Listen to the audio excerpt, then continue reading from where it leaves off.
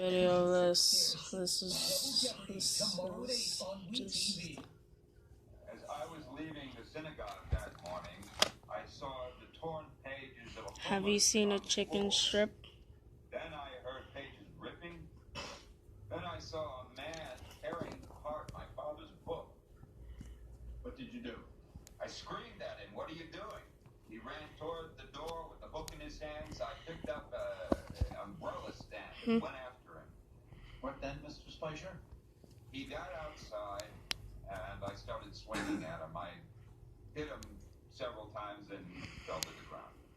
Which is where you left him? Lying on the book. I took the umbrella stand and put it back in the coat room. I got a cab. Without telling anybody or getting help? I was Wow. too angry, scared to think so.